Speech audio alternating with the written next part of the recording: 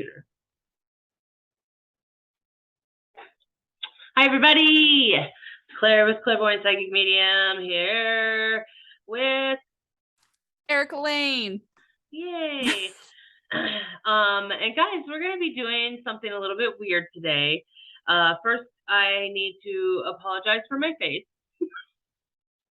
I have, I guess, an allergic reaction that was happening. It turned into eczema. I don't really know, but hopefully it's gone in like 2 days. Probably, I don't know. I am disassociating from how close my reception is right now. It's so close. And the animals are going to be very loud and crazy in the background, and that is all I have to say about that. From my end, I can't even see the rash on your face. Like, you can't even see it. Yeah. Well, no need to apologize for your face. Okay. It's beautiful.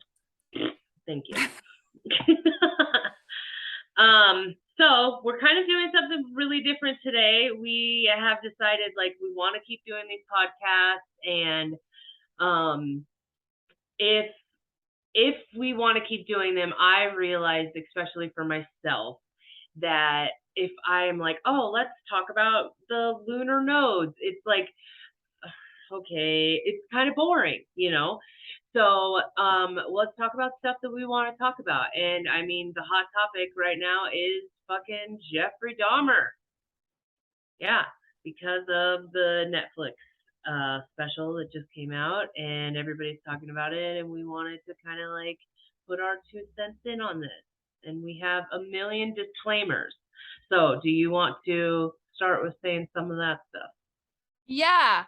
So I also do just want to say that I think for like the theme of this podcast, like, we are just going to talk about what we're passionate about, because that's what's going to make it more interesting to listen to, right? Like, you're going to be interested into listening to us if we're interested in what we're talking about. Yeah.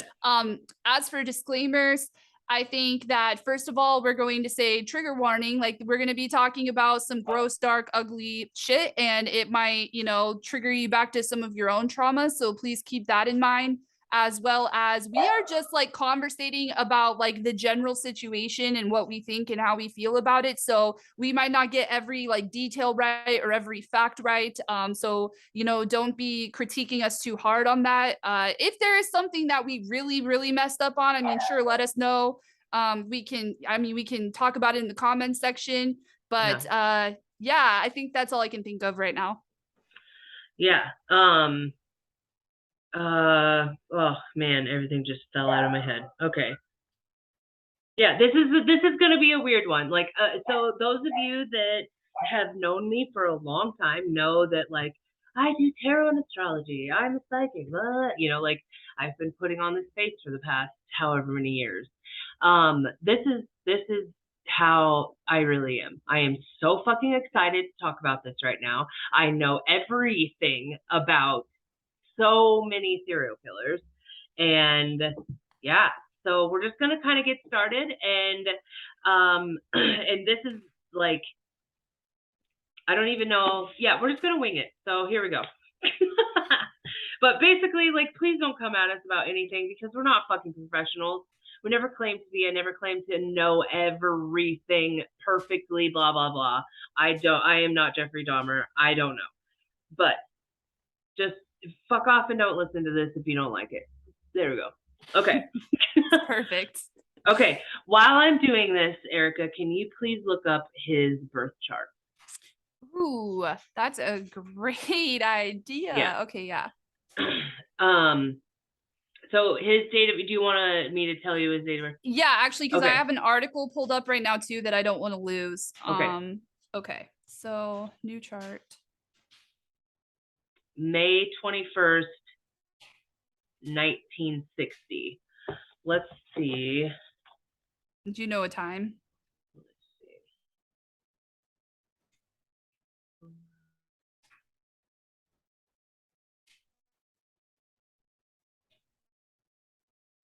see. 4:34 p.m. in Milwaukee, Wisconsin. Oh my fucking God, we have the time of, I'm so excited right now. You said 4:34? Yes.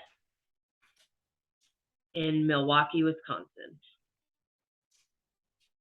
PM, right? Not AM? Yes. Ooh, I'm so excited. So you have the same time of birth as him? Is that what you said? What? No, I just said I was so excited that we even have that. Because most okay. celebrities or anything, we don't ever have the time of birth. This is So, true. yeah. Okay. So I'm going to talk while she looks that up. So this is Jeffrey Dahmer. This is, you know, his birthday now. He is also like nicknamed the Milwaukee Cannibal. He is known, or his characteristics are rape, cannibalism, necrophilia, and dismemberment. So we're not dealing with just some small time dude here. Oh, and this is all from the book that Erika bought me. This is the big book of serial killers. So this is what I'm going to be like. The main facts are just. Oh my God, I forgot all about that. That's yeah, so you great. planted the seed a long time ago. So number of victims that Jeffrey Dahmer had was 17, and this was all ranged in between 1978 to 1991. So were you even born yet? I was born in 92, so almost. Okay. I actually thought that, I think it was his court was going on like the month I was born. I actually remember reading that about that the other day. Yeah. Weird. Okay. So the main way that he murdered his victims is throat cutting and strangulation. So it was all about the throat thing. I am not going to go through the victims' names right now. I want to have like when we're almost done, like these are the names and maybe we'll talk about them, but like, and that's whatever. We're going to get shit for that because people are like, we should honor the victims, blah, blah, blah. Yeah, I totally agree. But that's not what we're wanting to talk about right now. Have you ever thought too that maybe a good way of honoring the victims is by shining a light on how that ended up happening in the first place, by preventing it from not happening again and again? You know, that is a good way. Yeah, I was thinking that so many times when we were doing research on this about like if this was now, if he would have been in the nowadays or whatever, like we would have immediately been like, something is off with this one. Okay, let's get him into like some sort of therapy, figure this out. He wouldn't have been ignored like he was, you know, like, so everything would have been so much different. But this goes to show like he broke the mold kind of, he was one of a kind, but we'll get all into that. So yeah, and then his status when he was sentenced to prison was to 16. He had 16 life sentences. But just spoiler alert, he was murdered in prison in 1994. So that's the meat of like just the facts. So going into the actual like first part of his life. So sorry. Okay. All right. So the first thing let's talk about is like his mom. Well, we can talk about his parents. So it's Lionel Herbert and Joyce Annette Dahmer. So Joyce and Lionel. What do you have to say? No, I see I'm doing this again. I feel like I need to like have you join in, but I'm going to talk and then you, okay. Yeah, sorry. That's fine. Do your thing. Okay. So, just to kind of tell like a little bit about Joyce, like she was known as kind of like a hypochondriac, or she was kind of dabbling with drugs here and there. She would drink all the time. Like she was very all over the place. I don't know if she was actually like medicated for like some kind of mental illness, but it was 100% apparent that she had mental illness, you know? I also just want to preface too, like most of my knowledge base is coming from what I saw on the show. And I know that there are some things that aren't correct in the show, but I do remember there was a scene where she was talking about the amount of like psychoactive drugs that she was on while she was pregnant. Yeah, I do remember Okay. that scene. So I thought that was interesting as well. Like, could that have been a correlation, you know? Yeah. Yeah. Yeah. Well, I mean, you will also find out that his dad, Lionel, was like he was a chemist, so he had that like brain of like how does this work? What goes into this? What is it like? So that's where I think Jeffrey's like whole curiousness or whatever came from, and then the mental definitely he was a perfect cocktail to be what he is for Well, real. that's what I think is so cool, and why we can even have a podcast about this is because it is legit like a case study of the perfect storm to make a monster, right? Like, wow. Yeah. So let's actually, I'm so curious about his chart since that's like birth. Let's go there. So Okay, do you know anything about it I at don't. all? I Okay, don't know anything.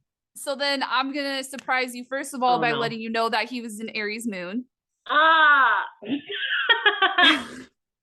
So is it a We Taurus? That's Taurus. what do you mean? That he's May a Taurus? 21st. Is it No, or a Gemini? he is a Gemini, but he's a Gemini Oh. at 0 degrees Gemini. So Whoa. that's very potent Gemini energy. Oof. Also interestingly, when we talk about how a lot of serial killers were mutable signs, Yeah. which is kind of interesting because to me anyway, because you know, when you have cardinal energy, that's really good at like starting something and getting a project going. And then when you get to the fixed energy, it's really good at like sustaining it and keeping it going. But when you get to that mutable energy, it's very like wishy-washy and like just kind of, it's like that energy gets really pinpointed until it hits mutable energy, and then it's just kind of like scattered, you know? Yeah. And I wonder if it's like that correlation to just like feeling lost, if that makes sense when it comes to Wow. serial killers. Yeah. Well, again, it's always a perfect cocktail. Every single one is different. So, yeah. Yes. What is his rising Yes. sign? I'm so curious. Okay, so this says his rising sign is Libra. So he's got your Aries moon and my Libra rising. Yeah. I think that's interesting as well because you know usually Libra risings are very social, and so that could have also been a thing because he was very socially awkward, but he probably really wanted to be, and he really wanted that And it for a connection Gemini. Oh my God. to be able to speak and communicate and connect and relate with other people, and he was constantly hitting walls when it came to that, so you can tell that he wanted Wow. to, and he was struggling to, so that also makes sense because it's like what he was like programmed to want to be or want to do was not getting fulfilled all Yeah. throughout his life. So he Oh, found how frustrating. to fulfill that connection in the more gross ways, right? Like Yep. I find that interesting. Another thing that I think is really interesting is that he also has Neptune in the first house of Scorpio. And when I think of Neptune and Scorpio together, if you think of like the more Pisces side of like spirituality and those like higher that like I almost think of that like heaven, you know? So it's interesting because you could take Scorpio and Neptune and think of like hell, you know? Like you can, and it's kind of interesting as well that he got into like Satanism and stuff like that because I don't know, that just screams like you know, Scorpio, Neptune, especially in the first house when that's what you identify with, you know? I don't know. I think that's interesting as well. What is his Mercury in? Also Gemini. Okay. And all of his Gemini placements, 8th house of, you know, that's the Scorpio Oh, house. That is wow. the dark, ugly, you know, occult kind of house is what that is. And let me think here. Wow, again. Sorry. No, sorry. I was gonna say again, like even his North Node was in Virgo of the 11th house, again with community and Oh, connection, wow. finding friends. That's So, sad, like, he honestly. was set up in his birth chart to be the most social, like, around people, whatever, and he got none of that, like, at Correct. all in his whole life. Yep. And then Every single person abandoned him. yes. Yes. And that's interesting. He also had Mars in Aries, 6th house. So that can also make sense with that impulsive side of him. That's Same what I call the Aries moon. Incredible Hulk placement. Mars and Yeah. Aries. It's like, ooh, watch out. I mean, and Mars rules Aries. Like that is the planet of like war and destruction and chaos and like you know, If arguments his and emotions get involved, then woo, which, man, yeah, and that's pretty true. that's you literally add that along with all of the he was big with Oh my abandonment God. trauma. Yes. Makes sense when what he innately wants to do is connect and relate to people. He just wants to cuddle. That's literally like the whole. I was doing all of this research, and everything everybody kept saying is like he just wanted to lay next to somebody, so they wouldn't leave.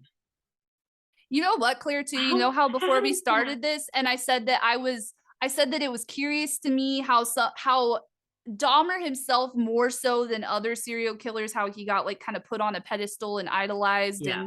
and all of that. What you just said makes me think that's why. I think it's the fact that like even watching that show on Netflix, you can empathize with him. Like Okay. Yeah. you can feel his softer sides. You can tell Hmm. how maybe deep down he really didn't want to be that person. Yeah. It's so because I love how they even made that comparison at the end to Gacy and how that guy was Yeah. he was more like narcissistic. He would never Yeah. admit to what he did. He didn't really feel bad. There was no remorse. And you can kind of see that with Dahmer. Like you can see how his emotions weren't quite there, Yeah. but that there was still some deep-seated sense of like regret and grief and like Hmm. I don't know. He's very interesting for sure. Yeah. He's very, very interesting. What is his Venus in? His Venus is in Taurus, but also still in the 8th house. Wait, yes, also Wow. still in the 8th house. So he had a whole stellium in the 8th house. Also his Black Moon Lilith there too. Oof. Huh.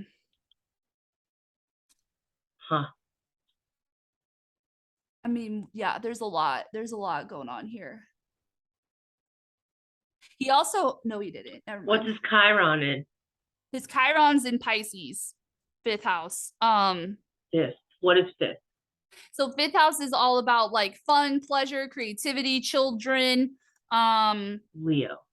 Yeah, the Leo house. Okay. And with Pisces there, it's almost like it makes sense again, like spirituality, that was not fun for him. That was a pain for him. That was also Yeah. childhood. Wow, pain in the childhood house. You know, Yeah. childhood was a painful experience. Being able to find pleasure and joy and happiness, painful for him. Oh. As well as the spirituality side of, which I also found interesting that he did finally try to reach out towards that towards the end of his life. And actually that's what, interestingly enough, that is not what ended up killing him, because it was the fact that he wanted to get baptized and he wanted to know more about like God and everything that pissed off the other inmate. Yeah. And Yeah. I don't know if that is an actual true thing that happened. I didn't, honestly, I'm going to be completely real. This is probably going to be 2 parts because I am that obsessed. And That's okay. But so like I figured we'd have to like, I need to do more research towards the end of all of that stuff, you know? True, because I know there was a lot of inaccurate, like the ones I know for sure about the show is the fact that like he didn't wear his glasses during court, and the fact that the Glenda lady who called the cops all the time, she didn't really live like right next door to him. She just lived in the same like complex or something. Yeah. So yeah, I know there's inaccuracies, but I don't know what all of those are. Yeah. But yeah, wow. Ooh, this is exciting. Okay. So this is going to be fun because we're going to be like, oh, and having a freaking Venus and Taurus and this happened. Like, this is fun. Okay. So back to his childhood. Let's see here. Okay. So his mom, the main thing that I wanted to talk about is that like, he was constantly always like wanting that connection with his mom. He wanted to have a freaking mom and be cared for, but she just completely rejected him. And like we were talking about, like she had some kind of mental illness or something that's going on with that. But she also would like go to bed for like weeks. Like she would just like shut out the whole world and just stay in bed. And so he felt like he couldn't have anybody over because she was like sick all the time, you know, like, so everyone had to like pay attention to her, tiptoe around her. Yeah. Like walking on eggshells. Yeah. So he never got like paid attention to. And his dad worked all the time, yes, but had to cater after this crazy woman, so he didn't get that much attention from his dad. And when he did, it was just like tiny little spurts here and there. Like his dad is the reason that he got into taxidermy, because I don't think he like did it, but he was like, "Hey, I see you're into bones and stuff. Let's get you into taxidermy. Maybe that'll be a good little hobby, you know." But yeah, definitely, there's probably like absolutely nothing beneficial that his mom did for him, like his whole childhood, which is so sad. And she was legit crazy, and I don't think that they really like in the show did enough about that. What do you think? I almost felt like they kind of shined a light on like it was almost like she was struggling through all these mental health issues and they were being swept under the rug by the dad, the husband. When she left him, it was almost like she had that breakthrough of like, I need to work on myself, I need to figure out who I am. It's almost like they wanted to really accentuate that part. I don't know why, like if it was more of like a domestic situation that created that household environment to be so volatile, and when she was able to get out of it, she kind of became a new person. That's how they made it look to me anyway. Two, real quick before we move on, I want to say that the moon in astrology represents your relationship with your mom. So the fact that his moon is in Aries means that the relationship with his mom was like very volatile, and that he did perceive her. He had to take care of her. Yes. Aries is the baby. Yes. And also the fact, like what we said about walking on eggshells.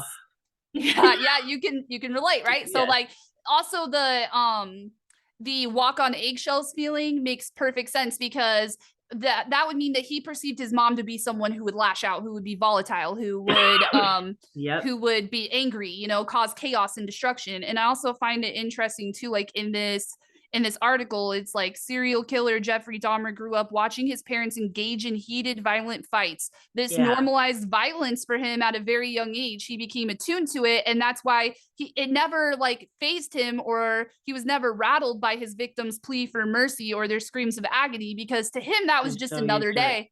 Yeah, it was just like listening to the radio. Yeah. Well, did they portray that, do you feel like, in the Netflix show that much? Because in everything that I've been watching, there's so much of them fighting. You know what I think is interesting? The stuff about the mom and dad fighting. Yeah, they did, but not a lot. I feel like they were pretty brief with that. And also something I find interesting, they didn't really like they always showed him with his victims like at the beginning, like right when he just like kills them, but they never showed anything past that. They never got that like, which I'm glad, probably. That's probably good that they didn't. But so it didn't really portray like his desensitized nature to actually killing and dismembering and all of that. You know, it almost just, because it did seem like he didn't want to kill them when he did it, you know, like it wasn't just like a nonchalant thing for him to do. It's not like that he didn't want to, because obviously he does. Like it was like a yearn that he had.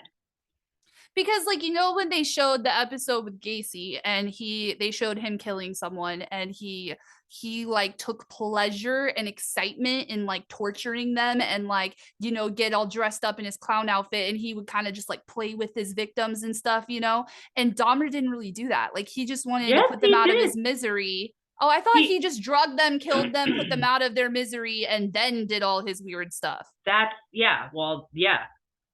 Because Gacy didn't do that. Gacy tortured them to death. Yes. No, Dahmer just wanted to play with the bones, or the torso, or like just the body parts. It was nothing. It was nothing about them living. It was nothing about the kill either. You know, it wasn't about the kill. It was about what happened when they were already dead. Yes. As to where a lot of other serial killers are more get off on the not kill. Normal. Yeah. Wow. Which is why he started like drugging people, because he didn't really care about the kill part. He didn't want them. He didn't want them to feel pain or anything. That's the weirdest part to me, is that usually when you think of someone who is like a psychopath, they literally have zero empathy. So like Gacy killing his victims and watching them be tortured to death would like get him off and excited, you know? But like with Dahmer, it was like he actually did have somewhat empathy because he didn't want them to like, you know, struggle. He wanted to put them out of their misery as quickly as possible, then get to all of his sadistic shit. Yeah. Yeah. Crazy. Okay. So yeah, that's everything about his mom that I kind of wanted to talk about. Was there anything more that you wanted to talk about with his mom?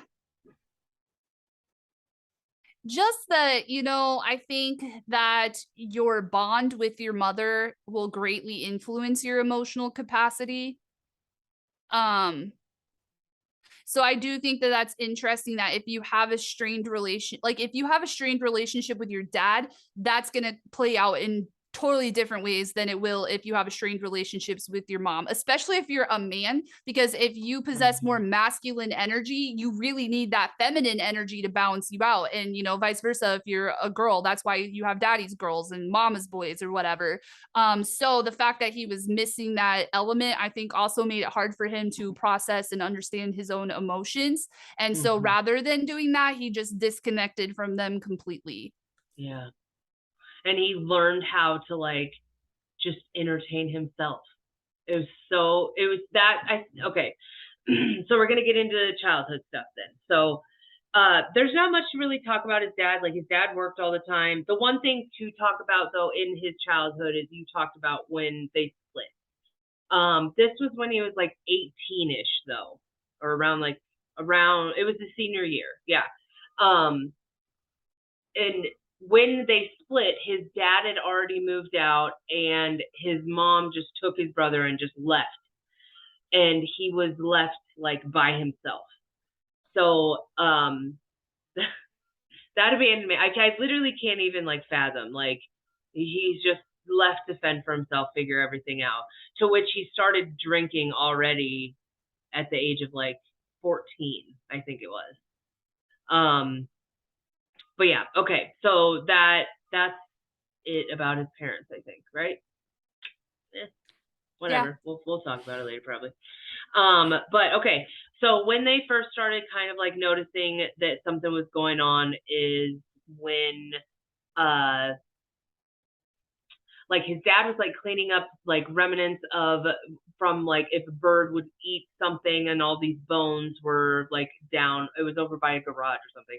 And he was like sweeping it up, and the sound of the bones like clanking around. Jeffrey was like, oh, like he was like, okay, what is this? Tell me everything. This is amazing. He loved that sound. And that's when the like bone obsession started. His whole childhood, he had like, he would pick up roadkill. He would carry like plastic bags in his pocket, and then he would just be walking around and in town and be like, oh, there's an opossum. Let's pull out the bag and I'm just going to take this home. And he had this little like shed at his house for a really long time. And he would do all these like little taxidermy things or whatever in them, and start to like play with stuff, because he was just so like interested in everything. And which I don't know if that's the Aries moon, where it's like I got to try everything, or I got to figure out like I have to dabble in everything kind of a feel, you know. And he would try everything, like, oh, let's see what happens when I mix these two things together. Does this make the bones wider, or how do I get the skull to be completely white? Like he was just playing. It was a playground for him. So, well, then his dad was like, oh shit, I don't know why I let him do that. This is getting weird. And then like broke down the shed. So then, for the rest of his childhood and like teen years and stuff, he would just do that in the woods. But he would still like do all of that. So yeah, what do you have to say? I have no memories in my childhood of like playing with bones.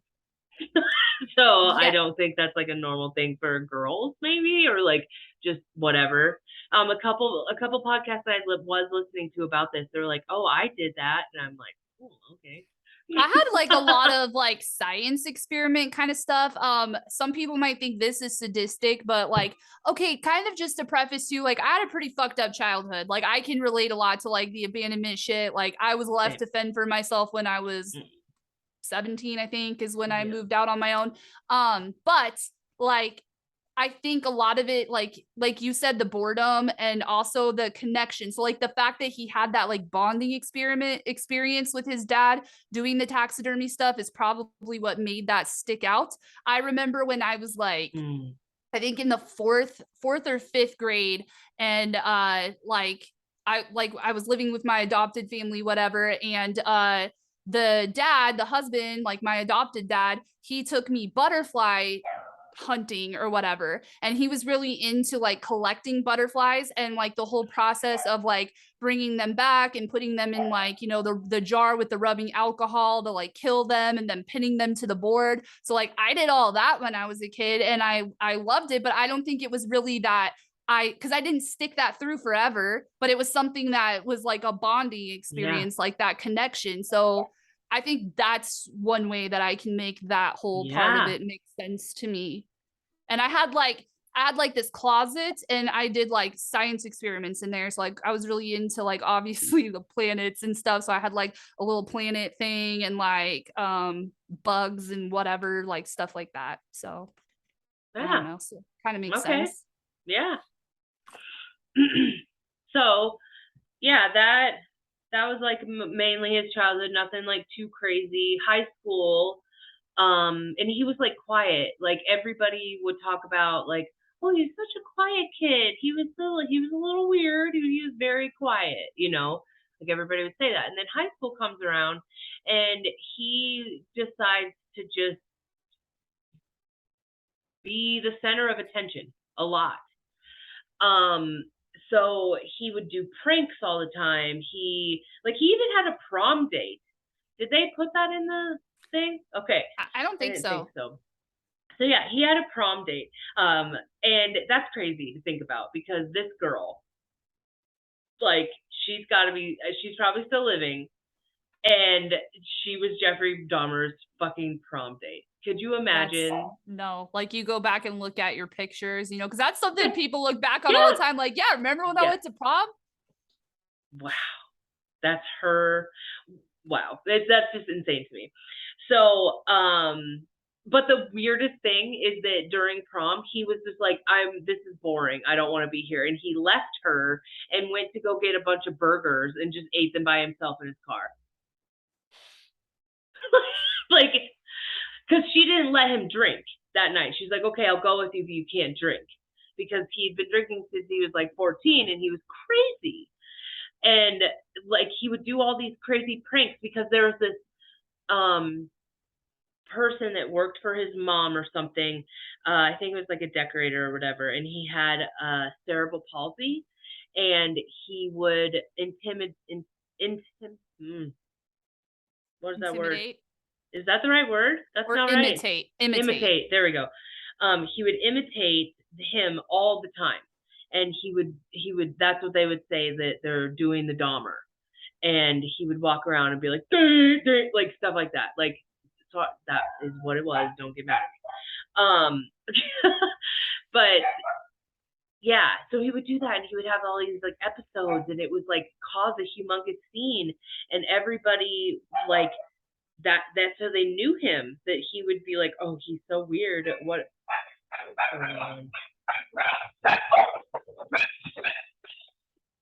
It sounds like they're like killing each other back there. Oh my gosh. I can't. It's 2:00. Why are the kids here? They're supposed to be in school. Wait, you have like actual legit kids in your house? They're not in my house, but they're downstairs. I'm not going to go. That's why they're here, though, because there's probably no parents at home or something. That's sad. Hang on, I just gotta tell them I'm working. Sorry. Okay.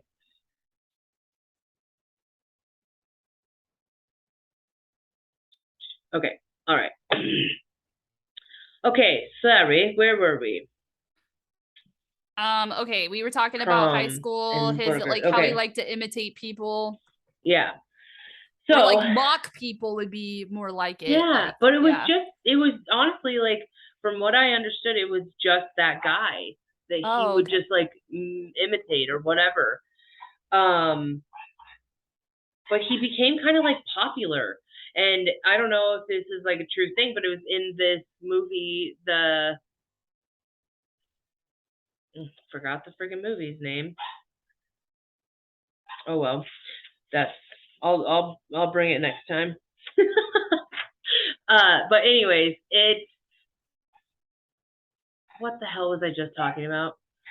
My brain, these dogs are driving me He crazy. became popular.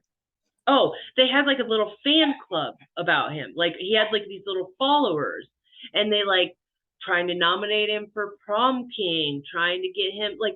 Oh, another thing that they did is they like, let's play a joke, because they were all the like nerdy kids on the like tech whatever and band geeks and stuff.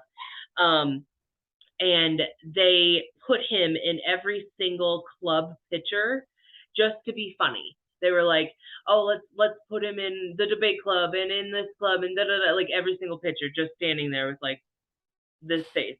And they thought it was the funniest thing in the world. And the principal just like blacked his face out, and he didn't get away with it. But that was like weird stuff that they would do. Like he was likable. Like people enjoyed him. But like now that you think about it, a Libra rising, of course I he was was just gonna say likable. that. Yeah, I was the Yeah. same way in high school. Like I just kind of like, and it's almost like it happens accidentally. Like I didn't have some kind of like end goal or objective to be popular in high school, but like as a Libra rising, you just kind of know how to like.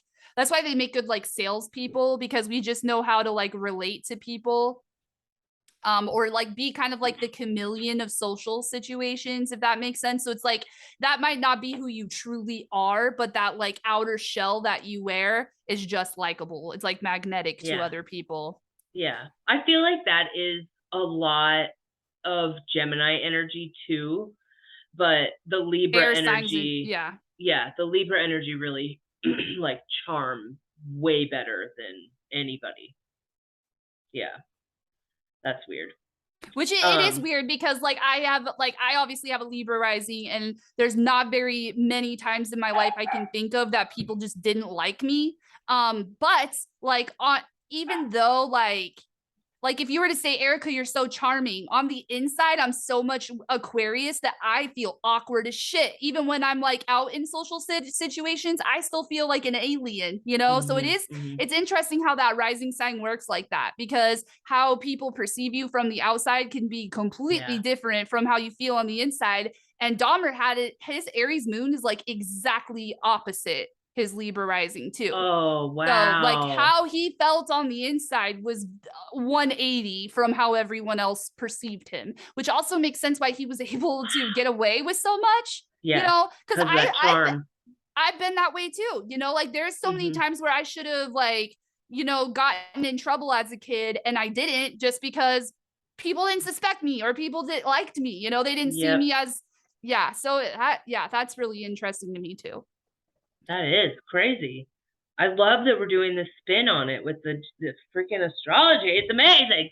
Yeah, me too, actually. And I didn't even think to I do that know. beforehand. That's, yeah, Yeah. wow. Magic. Yay. So the other big thing that happened in his like high school whateverness is around puberty age 14 is when he realized that he was gay. So around the time that he started drinking, around the time that everything started, that's like this. And so this is back in like the 70s, the early-ish kind of, yeah, the 70s. Which also sucks. Like, that's not a good time to Yeah. be gay. No, the only thing that I can like think of is my great uncle. He was gay in this time, and the stories that he would tell me were just like insane. Like he had to be hidden all the time. there was, oh God, the judgment, the like, and it is hard still. Yes, yes, it is definitely. But everyone knows in the 70s it was, oh my God, near impossible. Every person I know that was gay around that time actually, like, I actually have an uncle as well. Maybe he's not an uncle, maybe he's like a whatever, he's some distant relative, and he was gay and then decided that it was against his religion. A lot of it has to do with religious stuff. Yeah. He decided it was against his religion and like decided he was going to be like, what's the word when you just don't have sex or you just don't like Celibate. yeah. And he took like an oath of celibacy because it was so shameful to be gay. So you might as well just not be anything then if you can't force yourself to be straight, which is just mind blowing. Don't even get me started on this. I went to a Bible college. We literally had a whole chapel, whatever, meeting, whatever they were called, whatever, about not being gay. Like and praying it the was, gay away. Yeah, it was one of my best friend's dad. Mm. And he's gay now. Whoa! Yeah. Oh, it's insane. My tattoo itches so bad. That's why I'm just sitting here like, ugh. But yeah, so I could go on about this forever. And I have so many people in my life and people that I love that whole part, like, it breaks my heart, Yeah, same for Yeah. sure. But the weirdest thing is that, like, okay, so Jeffrey Dahmer, another reason why I think that he is so like, oh, we love him, he's amazing, whatever, like, people, because he was not terrible looking. Like, he just looked like a normal guy, but like, let's put it on Netflix and make Evan Peters be the thing, and oh my God, like, of course everyone's going to love him. So it's going to get like, we're going to have more serial killers become more popular now, if you haven't noticed, because everything is getting remade. The world is just regurgitating everything that we've already done. I've been thinking about that a lot. Like, why is like, are we, I think it's I feel like this big stagnant energy in like the collective of like, no one's getting anything new. Like nothing's coming in. No one's getting those downloads or those next creative ideas. So they're like, well, we still have to keep this money machine going. So let's just redo the old stuff. I don't know. It's fucking crazy. Stupid. Yeah. I know. I've been watching so many scary movies because, it's spooky season. That's what I do. And, because when I was getting my tattoo work done, we would just like pick a scary movie and then I'd pick another scary movie, whatever. And we were watching all of these, whatever. A lot of them are, oh, we have to move into a new house because we have marriage problems and all the new house is just haunted and now we got to figure out how to get out. Like, it's the same story. There were a couple that I was surprised by that was like, oh, we have like somebody's like going Facebook Live, but you can't say Facebook or you can't be like real, that's why everything's regurgitated, because we can't talk fucking freely anymore. I know. And like I've been thinking about that a lot lately too, that it sucks like when you take things from one extreme to the other. So like when you have Dahmer as a thing, that went to that extreme because everybody was ignoring everything. No one gave a shit about mental health stuff. No one gave a shit about like the whole racial aspect of it, because it's not that they didn't give a shit about it. It's just that they pretended that it wasn't there. They pretended that the gays didn't exist. They pretended that mental health was not a thing. And those people, let's sweep it under the rug. They are fine. Let's just keep them hidden, I like to think of it too as like those extreme polarities between like conservative people and progressive people, because that's kind of where you get that extreme of the conservative nature of being very closed-minded. And that's why we didn't know a lot about mental health stuff and racism and biases and all the things that go along with, the gay aspect, everything that goes along with Dahmer. But then we kind of slowly trickled more awareness into that. And now it's almost like the other side of the extreme where we are so like hyper aware that now we're nitpicking every little thing. Well, and like what you said, it's hard to talk about things freely now though as well, because everybody has to identify themselves with their triggers. And that I like the way I just put that. Like you can be triggered by things, but that shouldn't be your identity to be triggered That's by that your particular fucking thing. problem and yours to work through. Yes. Yes. Wow. Yeah. Okay. All right. Next, let's see. I don't remember if he graduated high school. My eyes are so blurry. Hang on, let me see if I can put that here. Did you know that if you put lotion or anything on your eyelids, because they're so thin, it seeps through to your actual eyeballs?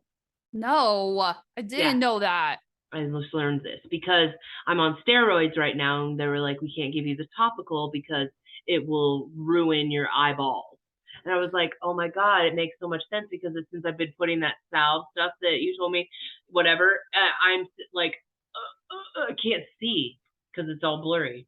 Oh, wow. I'm so happy you said that. Cause like, my daughter with her eczema, she'll get that same thing on her eyelids and she hates it when I put that salve on there. But they did say I'm not supposed to, because she has like those ointment steroids and I'm not supposed to use it on her face like at all. So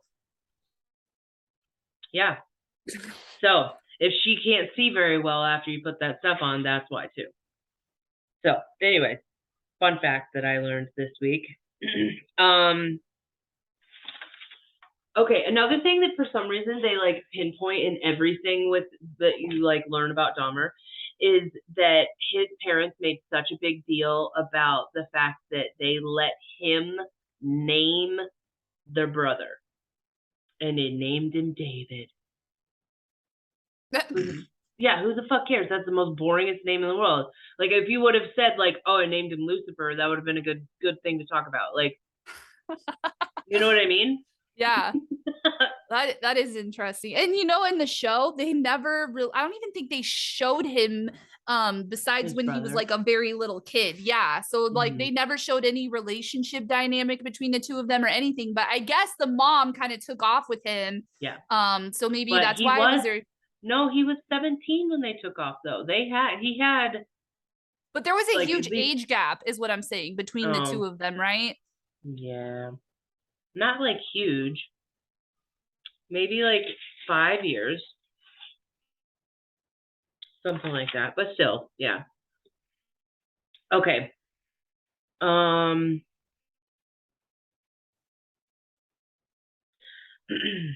Okay, I think that is it for childhood.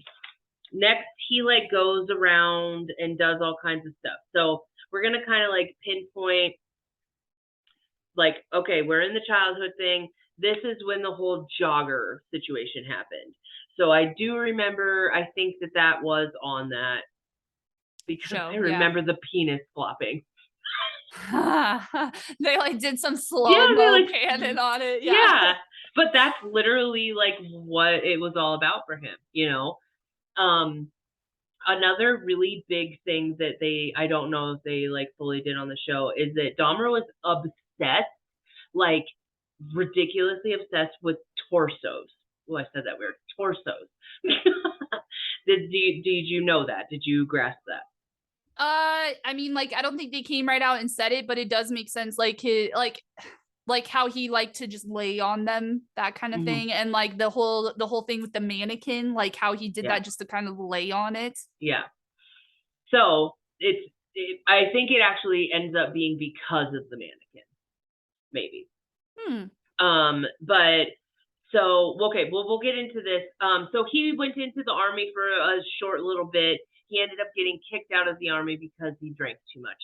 So he is recognizing like, I have a freaking problem. Let's go stay with grandma. And grandma was like, let's stop all of this. Like, stop playing with your bones. Stop playing with your wiener. You got to stop being gay now. And no more drinking.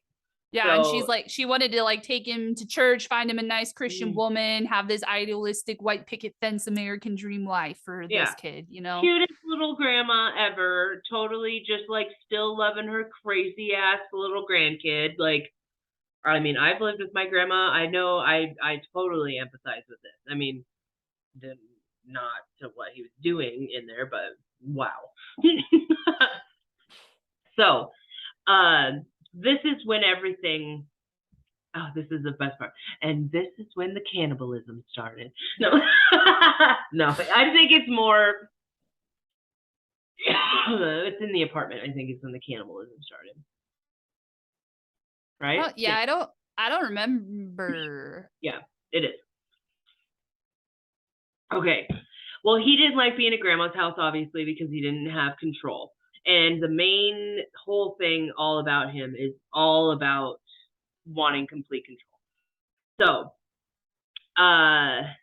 one night he like found a mannequin. I don't remember how or what it was, or it was like a mall, or what was it on the show? I don't remember. Yeah, in the show they showed him like he was working at that butcher shop and that guy told him you needed to be dressed nicely, so he went to go find like a dress shirt at that mall place, and then he saw the mannequin and like hid in the dressing room until it closed down, and then came out and like stole it. Yeah. And then like grandma, I was listening to his tapes, the ones that they have on Netflix now too. The way he like said this was so weird. Like he was a little kid and getting caught with his wiener, you know, like getting caught masturbating or something. He's like, yeah, I think grandma caught me with the mannequin, or grandma caught not me with the mannequin. She just found the mannequin. And that's the like energy that he had, like, oh, whoops, you know, but weird, you know. But at the same time, I have a mannequin. I dress up. I'm not sitting here like having sex with this mannequin, you know, but like I've always been obsessed with like mannequins and mannequin heads. Like I got fucking expelled at Grace University because I stole a mannequin head and I dyed its hair and did its makeup and like whatever. So I've had a whole thing about that. So that whole situation to me was like, ooh, I could have went way weirder. Like here I am thinking I'm weird, you know, like that's funny. I actually thought like something that really creeps me out is like humans that just look off, you know, or like when there's not that like authentic part to like a human, like that creeps me out. It gives me kind of like the heebie-jeebies or whatever. Okay. So I have never liked mannequins for that reason, because they give me that just like off feeling, I guess, where it looks like it could be a person, but then you're kind of like, wait a second, you know, I don't know. Yeah, that's funny. But yeah, so this is what started like his realization to knowing, like, let's lay next to this human thing, and the torso, because it was faceless. I don't think it was in the movie, but it was or in the show, whatever, but it was in real life. Like the faceless, and the fact that it didn't move at all, didn't complain, didn't need anything, and he could just like have it. And he was all like, yeah, it would have been a lot better if it was alive, but somehow faceless. Like fucking weird. Dude, okay. You know, like something I've heard about social awkwardness is the fact that like usually people like that are more like pattern recognition kind of people. So they like are the people that can play it safe by like predictability, like predicting the next thing. And that's why they have a tough time in social settings, because people are just unpredictable. Our emotions, the words we're going to say, the way our facial expressions, all of that. And so that would also make sense for Dahmer, why he had that aspect to him, where he wanted that control, because he didn't have to predict any of the variables, right? Like it was all predictable. It was within his control. Yeah. And just the aspect of like his mommy issues, the abandonment. He didn't want them to leave. He literally just wanted to lay next to somebody and just cuddle and not have them need anything, and not just to fucking love him and just touch. That's it. Like, I know for me, myself, that's my most favorite thing in the world to do. Like, I don't even have to talk to anybody. If I'm just laying next to someone, like making sure I'm touching, like it's not just someone, like it's Joe, but I'd just you know. But no, even if I was doing that with my friends or whatever, like it'd be fine. So I totally get it. It was all about that connection, and that is so sad. It's so sad.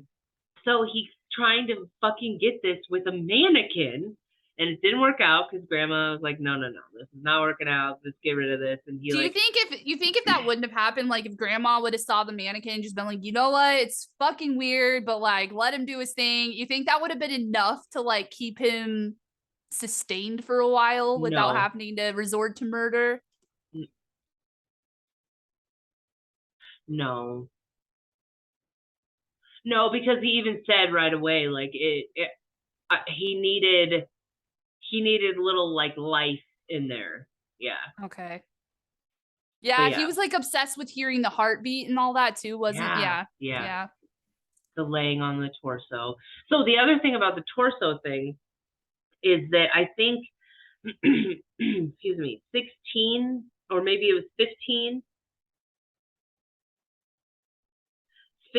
of his people that he killed were all either African American or Asian. And that's the one thing about, I know for a fact, Asians and I think African Americans, they're bare chested. I never thought about it like that, but yeah. But that it became from the mannequin. Like he was obsessed with no hair, like that clean beautifulness. So when we go back now to the jogger guy, in this one movie I was watching, he had like a crop top on, and you could see his like torso, you know, and so that was why he was like, "Ooh, I love this," you know, because it's back in the 70s. They wore those, like men wore those crops. They're wearing them now. Joe showed me like the kids are into that. That's so fucking weird to me. Okay, but I'm so old. Fair. Can I take a quick pause and go use the restroom? I have to pee very badly. Yeah, I don't know how to like pause. If I pause this and no, I think you should just keep talking if that's okay. Oh, and then okay. Yeah. Okay. All right. Okay, so now I have to try to remember what we were talking about. The torso thing. So yeah, he wanted to make sure that they were like clean shaven, beautiful, like just you know. Oh, and a whole other thing we didn't mention is when his dad like broke down his little shed thing, he was like, here, let's buy you some weights, let's get some, like, just turn into like, do this instead, you know, get into this instead. And so Jeffrey Dahmer was ripped, like very buff. So, which is why Evan Peters was the perfect person to play this in the Netflix movie or show, whatever. But yeah, he was like hella ripped. So if he saw how much work it goes into doing that, he totally appreciated that in another guy, and that's what he enjoyed. It totally makes sense. The torso thing is a little weird, yeah. But yeah. So, the mannequin thing happened, and then I can't remember the exact thing, but yeah. Do you remember why Grandma kicked him out?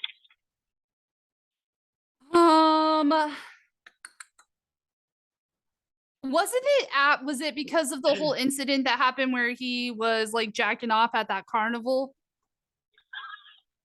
Or no, there was also that incident too where she had the guy, where she take care of him. Yeah. Yep. Okay. So after Grandma's house, that's when he moved into the apartment, 213. That is the famous Dahmer apartment. So the thing about this is that it was in a very, very bad neighborhood. Like, he would get asked all the time, like, why are you here? You shouldn't be in this neighborhood, whatever. And he didn't even like see that as a weird thing. He was just like, it was the cheapest, and what the hell, you know? It's a big deal. Yeah, so that was very interesting to him, is that he didn't see racism. He didn't really care about any, like, what people, who they were, what they were, like, Yeah, like seems, people wanted to say that it was like almost like a purposeful yeah, thing, and yeah, from the way that I've seen it portrayed so far, he didn't really like sit and put too much thought or like no, plotting into like strategizing it, you know. It just that's what I thought was yeah, this that was so interesting about his story altogether, was yeah, that it was almost just it like is a perfect everything in the little storm. universe, yeah, just kind of like pushed him in along into that Hmm. direction rather than him really choosing to go in that direction. Yes, yeah. So yeah, he lived in this apartment, and this is where the cannibalism started. I also got to grab my freaking charger. Keep going. Okay, Sorry. okay. Um, this is when he really learned to like play with the bodies, play with um, figuring out like what chemicals cleaned up blood, what chemicals, what saw to use, what chainsaw, what, like he did it all in this apartment, and it was terrible. Um, and he wanted to figure out how do I kind of keep them alive, but like not like, kind of just so I can lay there when they are alive. So he started drugging them. He got a prescription for sleeping pills because he worked at a chocolate factory overnight. And that's what he went in to tell the doctor, like, hey, I work overnight. I'm having a really hard time sleeping. Um, and that's when he got that pill. So he would give that to them, but he would like make it as a weird little concoction. I'm talking about his pills that he would give them.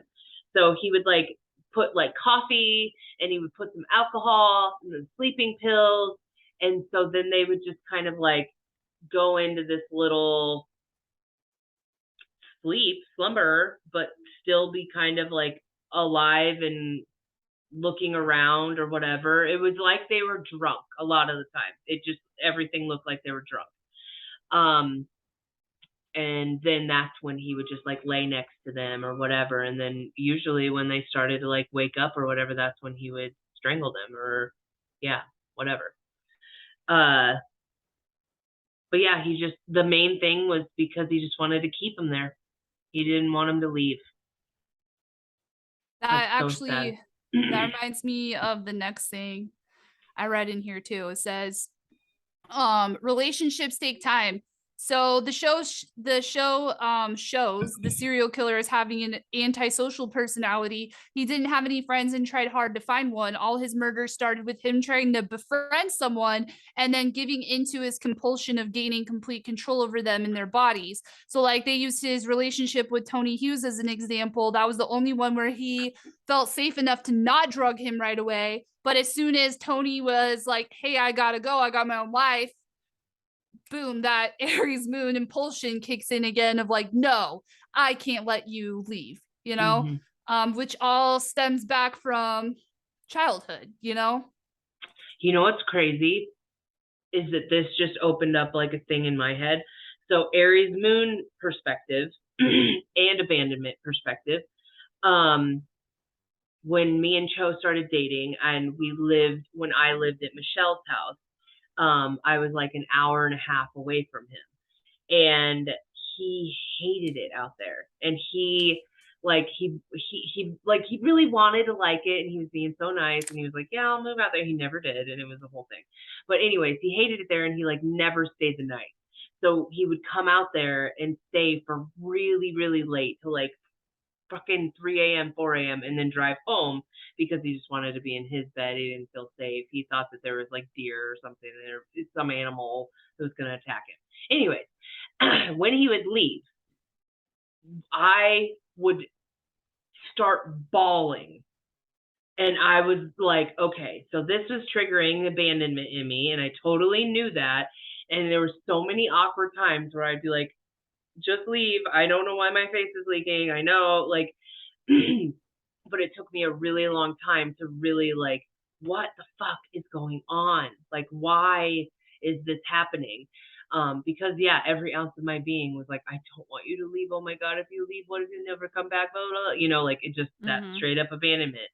So weird, weird to look at it from that perspective, and how that's exactly that same feeling that he would have, but he would just be like, oh, let me just conk you over the head or strangle you or whatever, you know, like. Yeah, it's like Wow. the key, like you have the ability to murder. Like that's something he had that you didn't have. Yeah. But the way he went about doing it and the certain style and flair that he had all relates back to like, Yeah. it's like that nature versus nurture thing, right? Like the nurture aspect is the abandonment issues and stuff like that. And it's funny you say that too, because like those kinds of things that happen in our childhood kind of set a pattern in our lives, that doesn't stop until we recognize. So like like what you just Yeah. said, like, oh, what if you never come back again? Well, if your experience has proven to you time and time again that that's gonna happen, then you're gonna constantly see that happening. It's gonna set this pattern for you. So until you get like uncomfortable and realize that that's your own psyche playing tricks on you, then you're gonna keep seeing that happen over and over again. And that's something that Dahmer wouldn't have even come close to being that No. self-aware, you know? He did not. That's one crazy thing about him too. Yeah. Like self-awareness was not even like a concept for him. That's crazy. It was just all impulse. Mm-hmm. That's He what I was just felt like. living.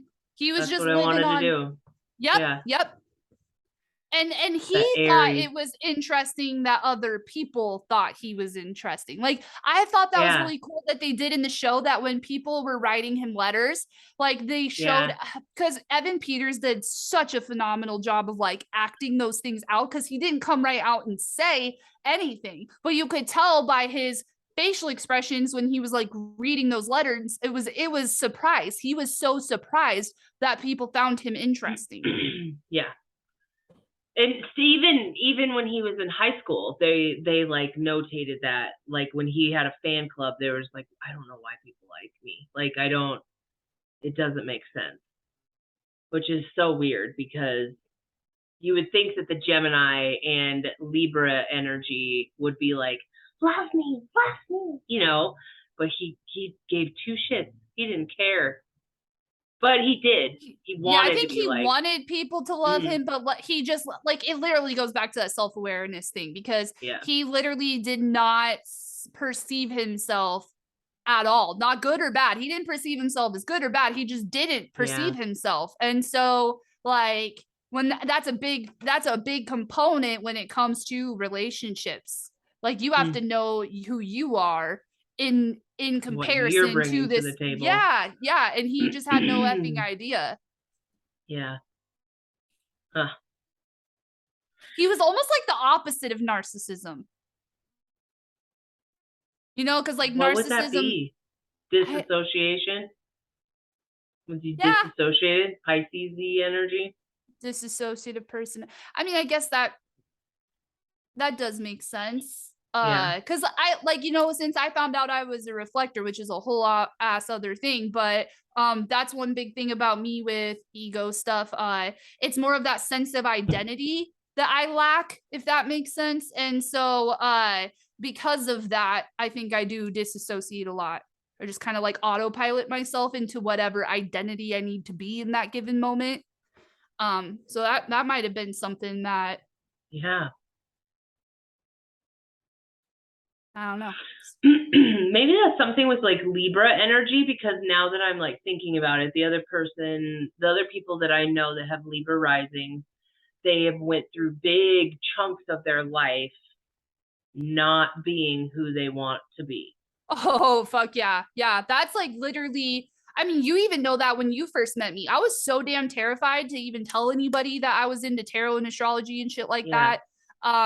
It was like, my brain was constantly thinking about how other people perceive me, and I didn't even regard what I thought about myself, you know? Wow. See, that's so mind-blowing, because maybe it is the Aries moon in me where I'm like, that's all that matters is what I think and feel. And then to have that opposite, I have no idea what I think and feel. So he was that battle all the time. Yeah. Wow. Yeah. Actually, yes. And you know, too, another thing to say about that, like I know that like his family was religious. He even talked about having like, I don't know, but I'm just saying that I think another big aspect of being a Libra rising, because like me and my brother are both Libra rising, so that's why I can kind of think this makes Whoa. sense. Yeah. Because like our family was big on like how other, like basically the way that me and my brother were programmed as children was like success is definitive on how other people perceive you and if they like you or not. So Wow. literally the entire game of life is about making people like you, being whatever people want you to be, you know? And fuck, that fucked me up. Like I had a lot to, because then you don't even know who the hell you are Right. after you've been doing that for so many years. Yeah. And that's a shitty feeling. And I could totally see that with Dahmer too, actually, Yeah. now that I think about it. Yeah. Because like I was thinking of the people, like one person that I'm thinking of grew up in Catholic schools, like Catholic everything, and and now 100% out of the closet and happy and embrace their own life, you know. Ooh, Couldn't. even the same thing with my brother, you know, like he was gay. Yeah. He couldn't come out of the closet until he was already an adult. And then when he did, he had like, he's Yep. still going through the process of working backwards to like, what does that even mean? Because at one point he was very feminine and people like beat that out of him to where now he's more of a masculine gay person. And I don't think he even feels like that's who he Yeah. truly is. Oh, that's so It's, hard. yeah. And also in the Dahmer show, like, remember there was a lot when it all came out with his parents of like, well, how is this going to make us look? You know? So it goes back to like, it's almost like if you have a Libra rising, you're kind of like doomed to have parents or family that put that in you, that you care too much about what other people think about you, instead of like developing a healthy ego, a healthy sense of identity of like, who am I? No one ever gives you that chance to explore that. So something in my head wants to say like, because they're the Libra rising. Oh, so then they see the Aries energy as the shadow, or as everybody else portrays the Aries energy, right? Ooh. So I needed to like say that out loud to be like, how what does that look like? How help me see that? Dude, this is kind of cool that we're doing this because me and you have that polarity right Yeah. there. Like, so like that actually makes perfect sense to me because like I see, like, I guess now that I've done all the self work, I don't think I relate to this anymore. Like, I've grown past this, but I know that before in my life, I would see, like, I would probably perceive you, for instance, as being like hot headed or like, because like I guess also another part of being a Libra rising is trying to maintain the peace and trying to Balance. resolve conflict and stuff, as to where the shadow side of Aries is like the opposite. It is like causing the conflict. And Yeah. So it's all, and you, if you think about that in a repressive nature, if he had to repress that Aries shadow all those years, it would make sense why it would even come out even more explosively. Right. And why when he wasn't killing, he did the whole like thing, you know, because that was how he, in the moment, just like shined, you know, whatever. That's acted on interesting. it. It's almost like, ooh, because that's one thing that I find, wow, mind freaking blown right now. Okay, so you as an Aries moon, it's easier for you to think a thought and just blurt it out. Yeah. So like, for instance, if he was thinking about that guy in his head, you just do it, you know? Yes. Like there's not as Libra, the other side of that, like for me as a Libra rising, I overthink everything I fucking say or do before I do it. So that's another big polarity with Libra Aries. He would have to like switch it on and off to like, so he Which would only be see. working through his Aries moon in the times of his murders and the times of his little freak. Whoa. Yeah, that totally makes sense. He can fully get out of it because of all the mutedness, you know. But you're right, Libra, because he wouldn't get stuck on it, you know. It's like, oh well, that happened back, like almost like switching hats. Like, I'm gonna wear this Libra hat, but I can only wear it so long before I'm gonna freak out and snap and be in my Aries hat. Then I'm gonna wear my Aries hat, gruesomely murder and kill people and eat them, and then my mutable energy is just gonna sweep that under the rug and move on to the next thing, you know. Yeah. Perfect So storm. that's another thing. A lot of his murders, he claims that he doesn't remember them, that he So he blacked did out. disassociate to do it, which again is like an air. I struggle so much with the disassociation thing. Like Same. that's been my biggest toxic trait or whatever. And Yeah. I'm triple air in my big three, you know, like, so I totally Wow. Yeah. get that. That was Yeah. always my coping mechanism. And it would make sense. That's actually also makes sense why he was so desensitized. Because same here, like I grew up in a very volatile household with people fighting and stuff all the time. So like if there's a fight that breaks out on the street, other people might they probably will respond vastly different from how I would respond. Like it's easier for me to disassociate, stay calm, stay logical in those situations because I'm used to it. It's like that muscle, you know, like you're used to using it all the time. Yeah. That is true. I noticed that. I think that I might have talked about this already, but on our Soul Sister Sunday, when Jamie's kids were being kids and being loud and everything, you know, I completely disassociated. 100% did not even pay attention until like I noticed everyone like looking at me like, are you gonna shut these kids up, or who's gonna shut these, you know, like, and then I was like, oh God, I had no idea what was happening, you know, like.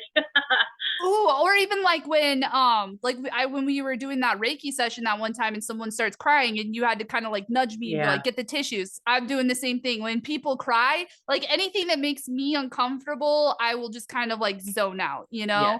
Yeah. And it sucks because like you don't even really have control over it, you know? Like, well, I know that people say I still haven't figured out, like, I don't feel like I can when I actually disassociate, I don't remember it's like falling asleep, you know? Yep. I remember even as a little kid, like looking at the TV and then like making it go farther away, and now knowing that it was like that was me disassociating, you know? Because I would like play with it when I was a little kid, because I remember so many different times, like, I don't like what's happening right now, I'm going to go to my like happy place or whatever, you know? So I would do it so much. So that's what he would do probably, because look, like his parents fought all the time. He hated everything about everyone. So let's also talk about the fact that he was almost a fucking genius. Did they even put that in that show? I don't think they did. Actually, no, they made it look more like he was very was stupid. Dumb. Yeah. No, his IQ, it was like 146 or something. And like normal IQs are like 85. So that is crazy. Yeah, his IQ is estimated to be 145, putting him close to being at genius level. Dude, okay, now you made me think of another thing. Like, you know how both of us, so if both of us can dissociate and both of us have ADHD, which like I said, Claire, I found out about that. I said that in the last podcast, that I found out about that because of a brain scan where my brain was overactive. And I'm sure if they did a brain scan on you, probably same thing. So and also I think that's another reason why we dissociate, because if like have you ever had I know, like, I think they call it racing thoughts, but where it just feels like it's so hard to explain. It almost just feels like thoughts are like ping-ponging everywhere and you can't like grab on to any single one. That's a spiral. Yes, and I also notice I disassociate when I do that as well. Like that's what, and a lot of the times I think we all have accidental disassociation, which will happen to me a lot, but then I also have more intentional ones where it's like I'm aware that what is going on is too much, and I will just like, for me, that's when I figured I was like news, you know, like what's going on in Ukraine right now, and I'll just kind of like off into that weird void for a while. Yeah. Yep. It's so weird to think about, but like, I mean, because we're both in this journey. Like, I'm just now starting this journey with therapy and figuring out how to not disassociate, how to like be there in the moment a little bit more. And it's hard. Life is fucking hard. And yeah, just to even say that, like, Jeffrey Dahmer never had a chance. He didn't. His parents didn't teach him shit. he learned everything pretty much on his own, and he was smart as shit. So like school was boring. Everything was boring for him.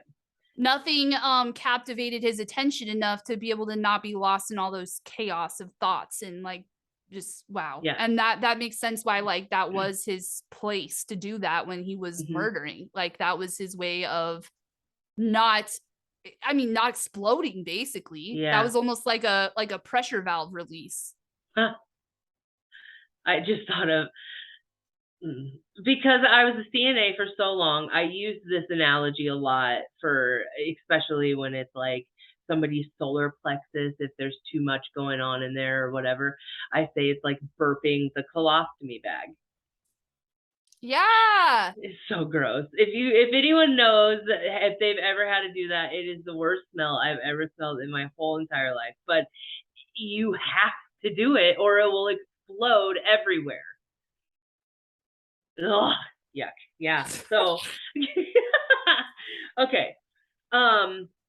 Yeah, I don't even know. We haven't talked about any murders. I think we should like stop for now. Yeah, and do like a part 2. Yeah, and then a part 2 can be like, let's actually go over every murder. Ooh.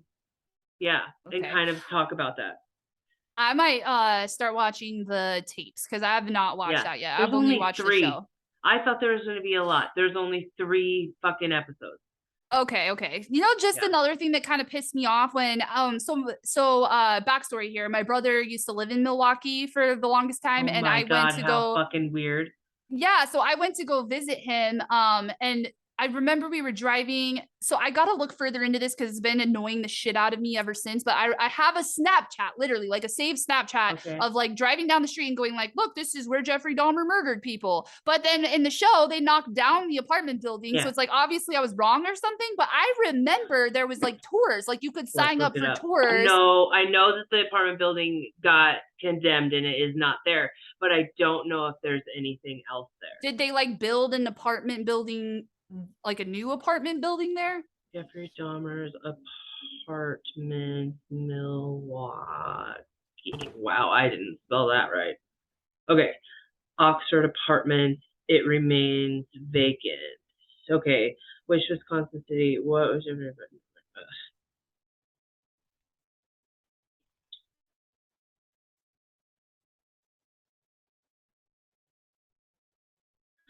Okay. 924 North 25th Street.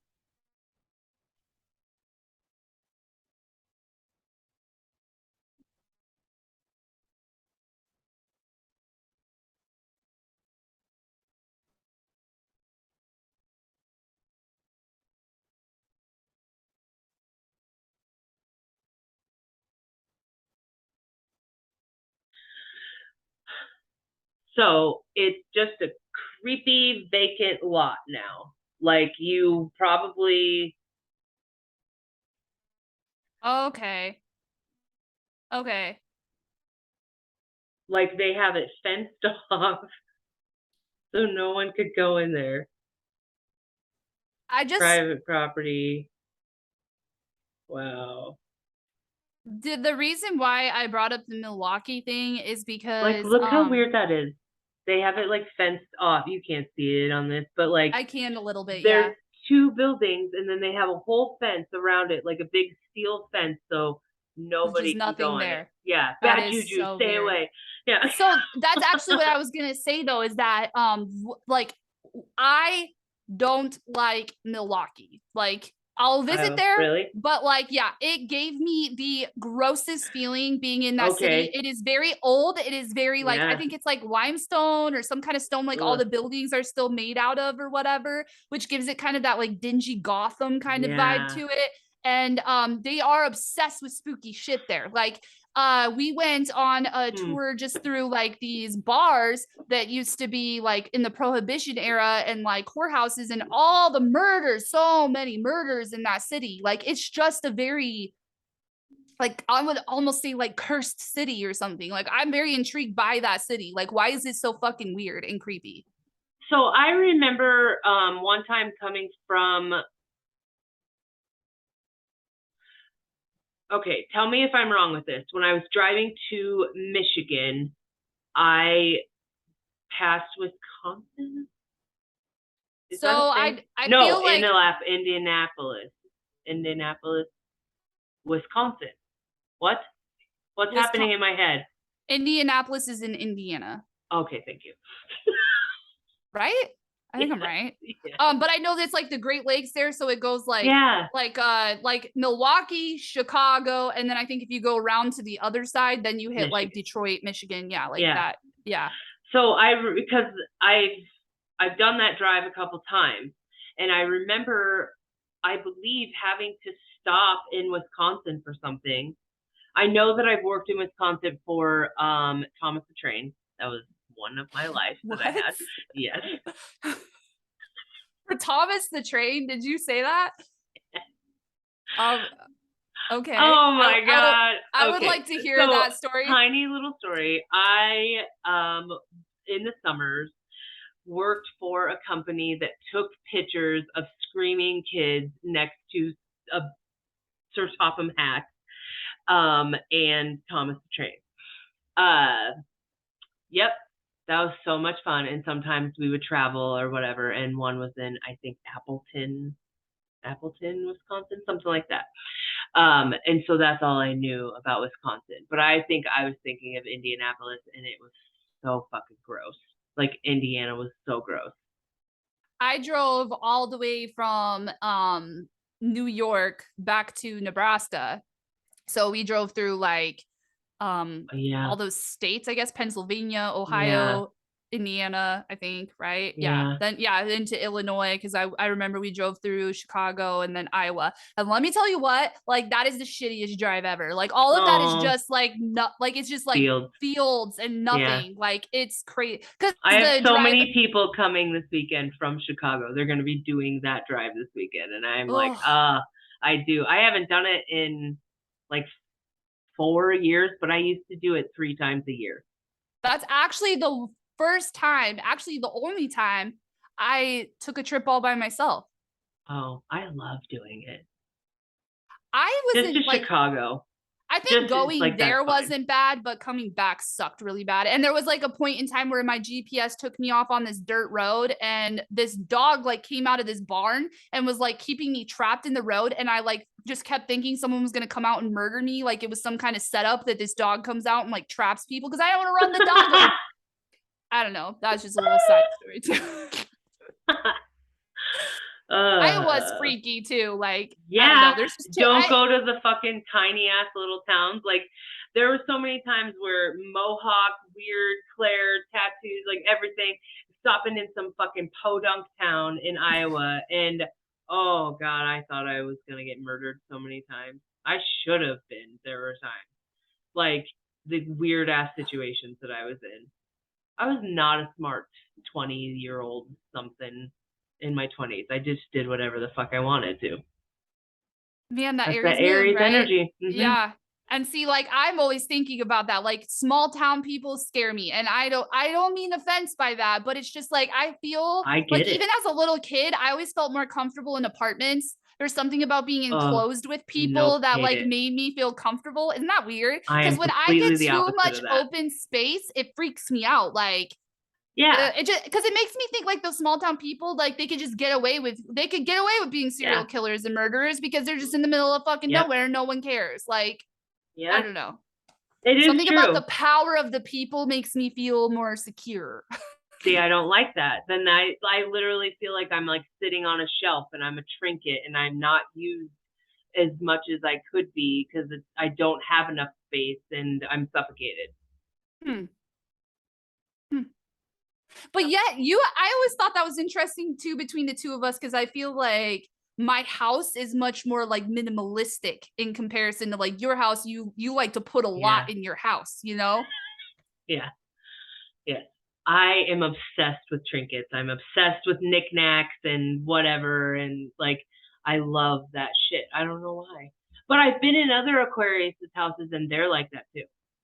I feel like I am like that. Like if you come to my house, there is a lot of trinkets and like collectible stuff. Like I like collecting stuff. However, if I get to a certain point where there's too much, that will make me feel anxiety ridden. So Yes. then I have to start like getting rid of shit. I do too. Like I am at the point right now where I'm like, ooh, there's too much Halloween shit going on in here. Like, oh, I really tried to not start so early because before I would start decorating in fucking August, and now I'm like, no, we have to wait till September at least. And but yeah, we're just talking about everything. But yeah, that's okay. There was something that I wanted to bring up, just like astrologically to end this on. There's so much Scorpio stuff that is coming up, and there is this collective feeling, and I saw that you wrote about it today, of this in between. So I feel that it's the shedding of that Libra energy jumping into the mucky yuckiness of Scorpio. Is that Yeah, there's actually, we could probably make like a whole ass other podcast about the astrology coming up, because there's a lot. This week is actually going to be our last, like, as fucked up as shit has felt for this last month, because I feel like it has felt very fucked up and weird and wonky and like uncomfortable. It is actually going to get much, much worse next week. So this is actually like our last little like woohoo kind of time. Because we got the solar eclipse, and there's also something interesting going on with Venus. Like Venus is gonna make a cazimi like as it moves into Scorpio. So I don't even know what that means. So it's like, the way that I like to think about it is like when Venus is behind the sun, it's like we're attaining for something, and then when it like moves past to the other side of the sun very briefly, that doesn't happen very often. Like usually Venus is always behind the sun, you know? And then they'll kind of just like move in front of the sun, and that's almost like a tipping point, or like a completion point, maybe is a good way. And that's going to be happening like as it's moving into Scorpio, because it's gonna start at like 29 degrees Libra, and then it's gonna fall. And that's another thing, is that all Venus going into Scorpio with the sun like that is like falling off a cliff. And is Pluto still retrograde?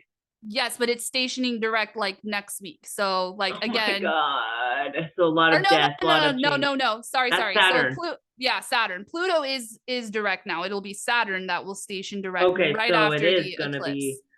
So we're gonna have lots of deaths that are gonna be popping up, lots of change, lots of stuff like that. I think a lot to do with money because of Venus being involved as well. I know. And yes, death. It's gonna be gross. Like it's shadow shit coming up for sure. And especially when we have like, you can feel it in the collective of like all this tension building up in the entire world right now.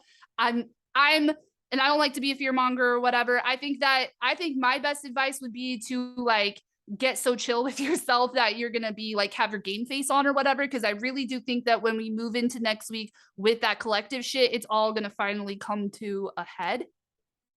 Yeah. And I don't know, I know I'm not the only like psychic or whatever person that is like, something feels like it's coming. And every psychic has been saying that. Yeah, I don't know what it is. Like, and I've totally felt that. And I even got the fucking Tower card for next month.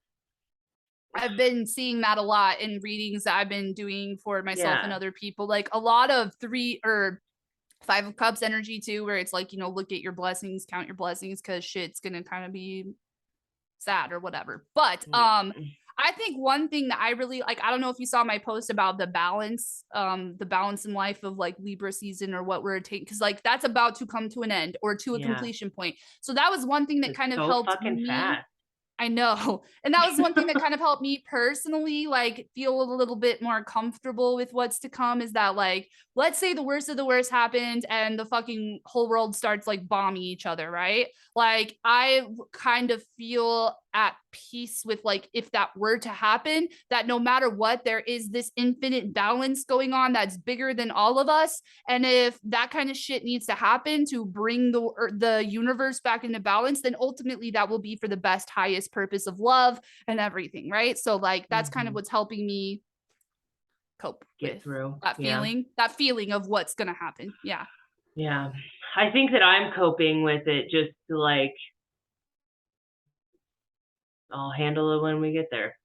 It's like, Yeah, because I have same. no idea. Like, I don't live know in, what, yeah, because you're wasting yeah. your time living in fear right now. Like they even say that with a nuke. If a nuke were like all these people are like, how do we prepare for a nuke? You can't fucking prepare for a nuke. Yeah. If a nuke hits you, Unless you're you fucking get a dead. fucking bomb shelter and be one of Right. those people. So why are you gonna waste your time being freaked out that a fucking nuke is gonna hit you when there's not a goddamn thing you can do about it anyway? So you might as well just live your life and try to be happy. Okay. Okay. I gotta go anyway. So Okay. Oh yeah, what time? Oh shit. Okay. Yeah, so make sure to check out all of the links and everything in the descriptions or whatever. Thank you for listening. And oh my god, please comment if you did. Tell us what you think about this, because this is not normal for us. And like don't be afraid to like criticize either. Like if you guys think we're rambling too much, or like you like give us feedback, advice, because we're new to this. So yeah, but this is our way that forces us to hang out with each other and talk about stuff that we like, and we bring in astrology and our own flair to it. This is who we are. So we love you, and we'll see you soon. Okay, bye.